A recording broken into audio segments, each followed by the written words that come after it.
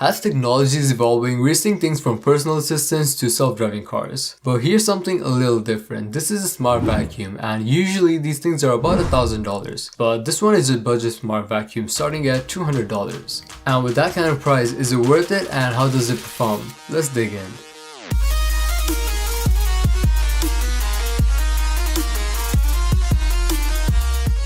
Let's start with a quick unboxing. Starting off, we have a user manual which you will need in order to pair the remote because it doesn't come pre-calibrated. But other than that, it covers features on how to clean the vacuum and regular maintenance and all that, so pretty useful stuff. But moving ahead, another paper which doesn't really cover anything important, but after that, here's the vacuum itself. And I'm gonna come back to this in a bit, but let's see what else we got in the box. So we have a virtual blocker. This is basically used to stop the vacuum from going into certain areas like washrooms. It does require some big batteries that are not included, and unfortunately I couldn't find it either, so I didn't get a chance to try this specific feature out. But moving on, right after we have a replace brush and a filter, the charging station where the vacuum gets charged, a remote that is not pre-calibrated, a power brick, and finally a brush for cleaning. And that's about it for the unboxing. So setting things up, the main things you'll need is the charging station, the power brick for charging, and the vacuum itself. And other than that, you can also use the remote for a little more control. And let's start with calibrating the remote. So to do that, make sure the vacuum is turned off and there's a power button right here. So with that being off, press the enter button and hold it for at least 5 seconds. And turn on the vacuum, but continue to hold the enter button and you'll hear a beep and the vacuum is paired, and that's how easy it is.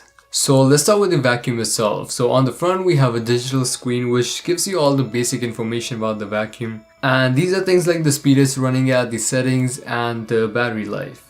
And we also have 3 basic buttons on the top. The first one is UV light. So UV light is just like sunlight and it claims to kill bacteria if you turn it on. So you can turn that off and you can turn that on however you like. Next we have auto settings. So you just press auto and the vacuum will just get started and it'll start cleaning. So just a one press button to get started.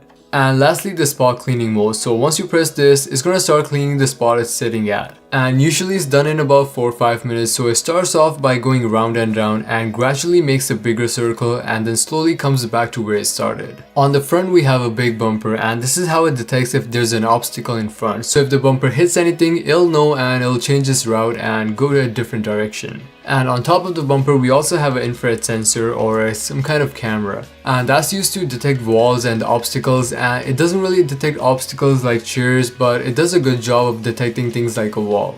And turning to the back, this is where it stores all the dust and this is where the filter and everything lives.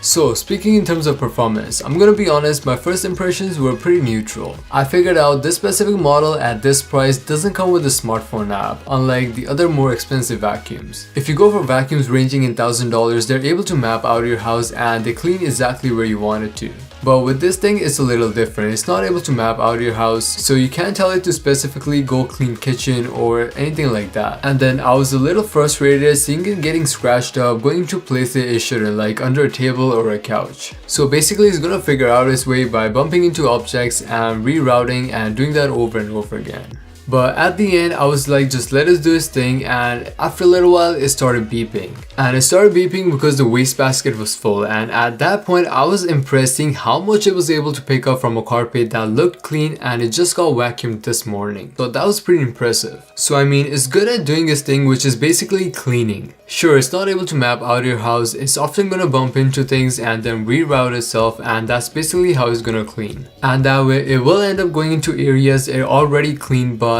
at the end, considering the price, it's not bad at all. It makes cleaning effortless, and for most part it's able to detect walls even at night, and for things like table and chairs, it'll bump into it and then it knows and then it's gonna find a new route.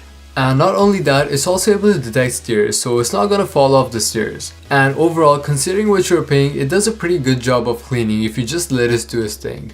In terms of maintenance, the cleaner the brushes are, the more it's gonna clean. That's pretty obvious. And based on my testing, it'll start giving out error codes when it needs to be cleaned. So based on that, you can figure out a regular cleaning schedule. It could be every week or even once every few months. And that completely depends on how you're using it and where you're using it. Battery life is about 2 to 3 hours on full charge, which is not bad. It also has a feature like speed control that can only be accessed from the remote. And if you change it to a slower speed, sure, it'll take longer to clean, but it'll clean a lot better. So I definitely recommend using it in slow settings. Besides that, it's not able to suck big pieces of paper or even plastic. It does pick it up, but it'll get rolled up in the brushes, and it's smart enough to know that, and it'll throw an error code when that happens. So overall, using it inside your room or your office, it'll do a pretty good job of cleaning.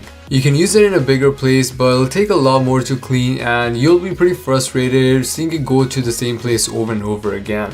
But close the door so it doesn't go wander outside, and it'll clean your room pretty well.